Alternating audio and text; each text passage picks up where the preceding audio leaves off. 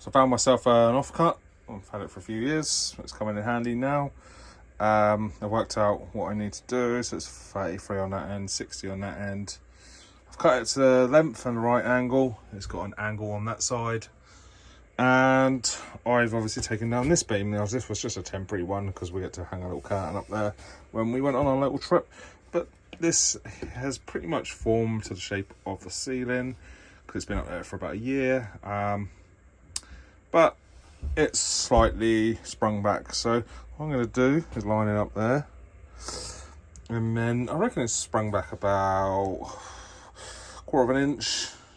So I'm going to go around the middle, mark a little mark on there, and then I will move that about 1/4 of an inch, and I'll draw around that.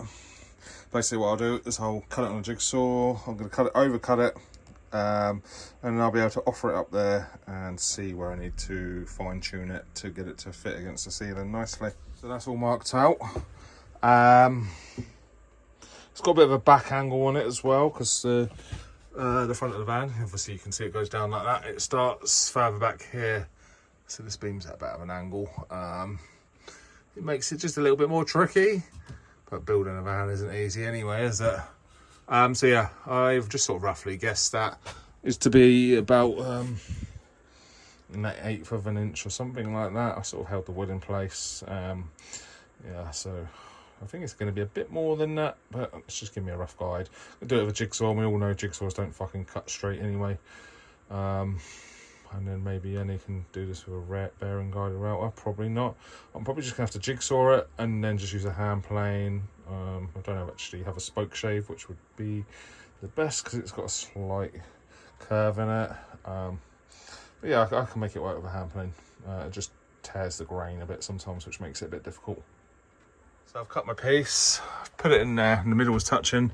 So I just put a bit of hardboard either side, and then I can run a pencil here and scribe it, and then that will take off the, about half the thickness of a pencil. If you just run it across the ceiling like that, I'll run my jigsaw across that line, and then I'll test it again, and I'll keep running my pencil across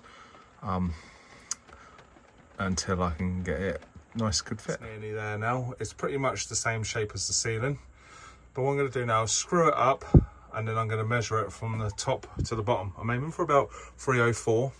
You see I've written it on there.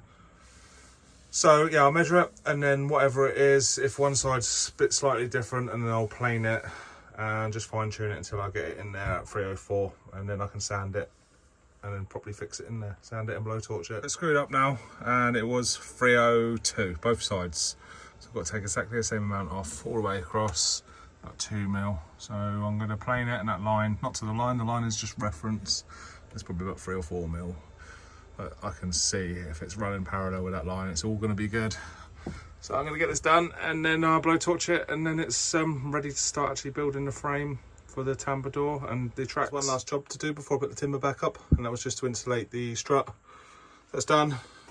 I've also added a piece of timber on here because I'll show you why in a minute. So I'm going to screw this back up, and then I can show you what that bit of timber's for. That's that bit done. Now I'll show you what this block's for. So these are spirals for the Tambour doors. So when you open it, it rolls up into that little spiral. So that will go on there. It doesn't quite catch it all the way, but it doesn't matter, that's enough. So that's that. There's one last job to do, because the door won't be going all the way into here. The door will, there'll be a timber here, which I'm going to go and make now. I'll get that screwed in, because that will then allow access into here.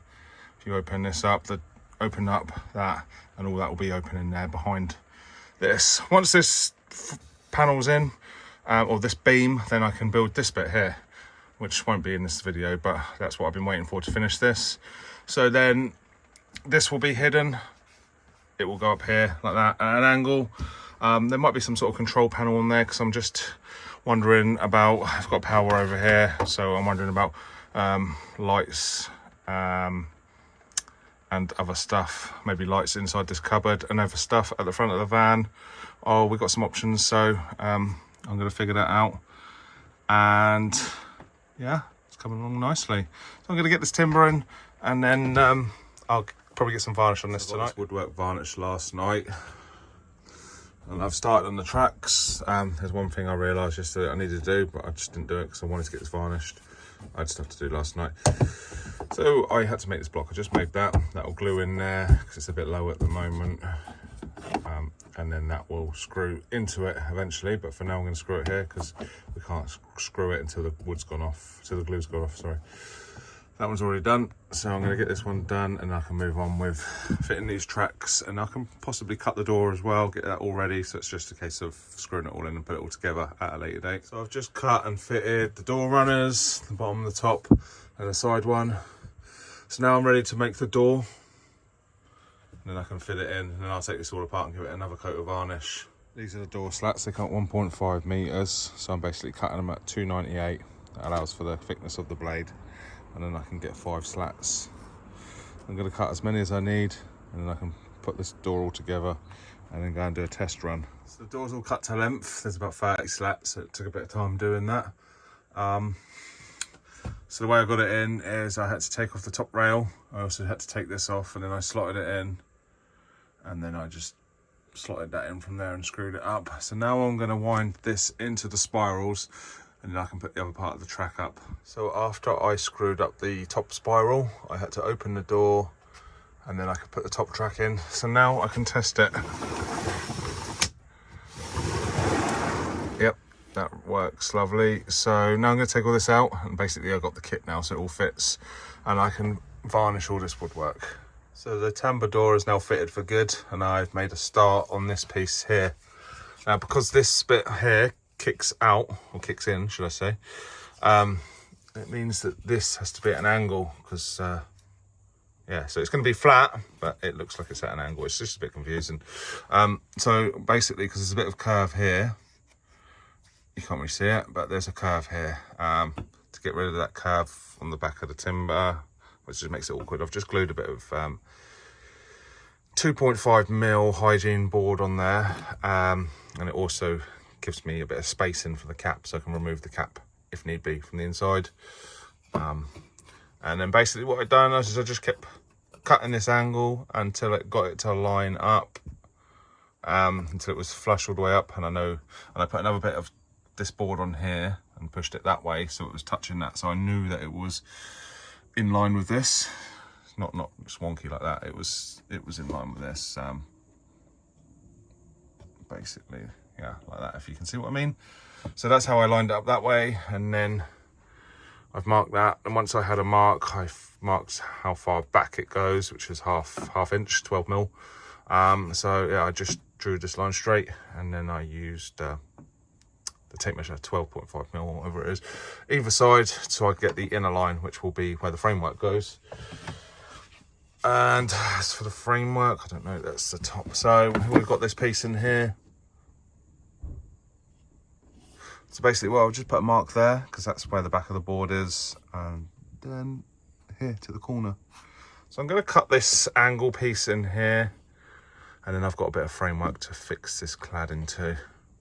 I've got this little shitty table saw. I wanted to buy a portable one years ago, but all of them were quite big and seemed that portable, so this was the smallest one I could find. It was a cheap shitty one, but it's been all right. It's not perfect, so I've managed to do the cut on there. Didn't get all the way through, so it's literally touching the fence. A few test cuts, but I could just plane it down now anyway. Just trying to get the angle right. So that's that. Just going to plane it a little bit, yeah, I'm going to have to plane that edge because I just didn't get quite through. But that will do my batten, so I'm going to go and sort that out and get it fitted. So that one's now done and screwed up. So I've got to make another one now. It goes on the back of here. So I'll just probably put a square bit on there and then sort of get that angle, cut it down, and then I can screw it on. I'm going to have to take this off and screw it that way because I won't be able to get a drill around the back, so I can pull it on, if that makes sense. So I will do that later or tomorrow because I'm going to go to work now. So I've got this block. So I've drawn the front and the back lines of the cladding on the ceiling, so I can sort of line up to here, and I've just moved this down here.